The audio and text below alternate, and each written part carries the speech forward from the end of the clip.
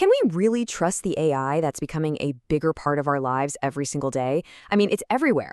Our jobs, our health, you name it.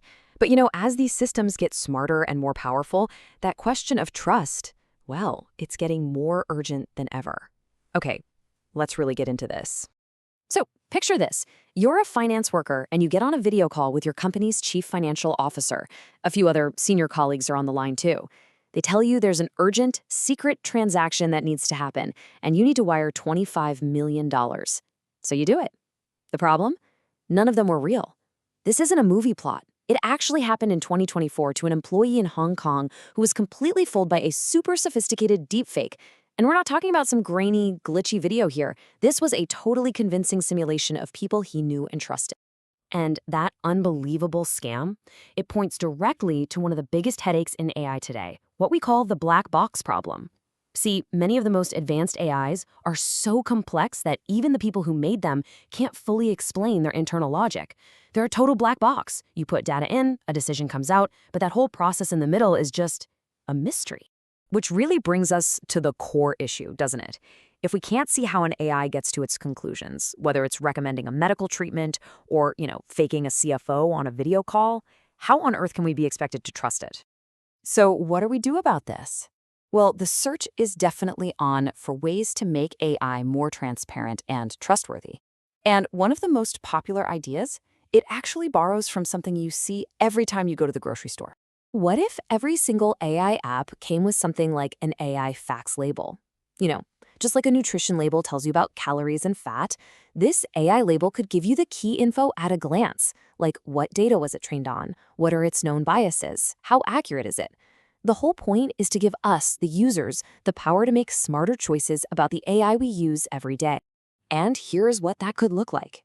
People are working on simple symbols, kind of like these ones that have been proposed for AI in medical devices. The idea is that a quick look at a trustworthy AI seal could give you a basic level of confidence, almost like seeing an organic or fair trade sticker on your coffee.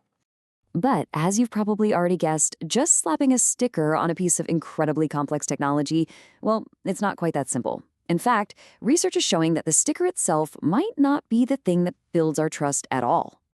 Yeah, a really important study on this found something pretty fascinating. The researchers discovered that the trust seal itself didn't really make a difference on its own. The thing that really mattered was whether people trusted the organization that issued the seal in the first place. So let's break that down. Trust in the seal? Basically no effect. But trust in the issuer, the group that gives out the seal, that directly boosted people's trust in the AI. So the whole problem just shifts, right? It becomes less about trusting the AI's black box and more about trusting the regulator or the auditor that's putting their stamp of approval on it. And because of that, the whole conversation is starting to move away from simple little stickers for consumers and towards something way more fundamental, creating entire blueprints that companies can use to build and manage AI responsibly, right from the very start. And a blueprint, it's not just about the final product. It's about the whole process. It's about making sure things like risk management and ethics are baked into the AI's DNA from day one, not just tacked on at the end like an afterthought. A really great example of this is the NIST AI Risk Management Framework. Now, this isn't a law. It's a voluntary guide from the U.S. National Institute of Standards and Technology, but it gives companies a clear, structured way to think about, measure, and manage all the risks that come with AI. The whole framework boils down to these 4 main jobs. First, you govern. You set up the rules and the culture for managing risk. Then, you map. You figure out exactly what the AI is doing and what could go wrong. Next, you measure. You analyze and keep tabs on those risks. And finally, you manage. You actually do something about them. It's a loop that never stops. And hey, this isn't just a US thing. This is a global push. The ISO just released the world's first international standard for managing AI systems. And you're already seeing huge products like Microsoft 365 Copilot getting certified to show their customers, hey, we're taking this responsible approach seriously. Okay, so all these big frameworks are helping build trust from the top down. But what about us? What can we do from the bottom up? What are some practical steps you can take, like right now, to use AI more safely? Well, security experts have some pretty clear advice. First, and this is a big one, treat chatbots like a public space, not a private conversation. Don't ever share sensitive health info or deep personal fears. Second, dig into the settings and turn off any memory features to stop the AI from building a detailed profile on you.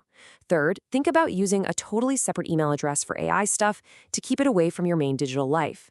And finally, and this one might be the most important, always, always opt out of letting companies use your chats to train their future AI model. So it feels like we've come full circle, right? We started with the black box problem, we looked at solutions like labels and blueprints, and we talked about how to protect ourselves. But there's a really troubling trend happening right now that kind of complicates everything. This quote from a researcher at Stanford really just nails the issue. A big report they did, the Foundation Model Transparency Index, found that the very companies building the most powerful AI are actually sharing less info about how they work, not more. And here's the perfect example. OpenAI, a company with open right in its name, has flat out said it will not be transparent about how its top model GPT-4 is built or what data it was trained on. They cite competition and safety, but the result is the same. The black box is actually getting darker. And that leads us to the fundamental paradox we're facing with AI trust. We've learned that a seal of approval is only as good as the institution behind it. But if the companies building these things are becoming less transparent, how can any institution possibly check their work and know what's inside? So the final question really is this. Is a simple sticker ever going to be enough for a complex black box that is, by design, becoming more of a mystery every day?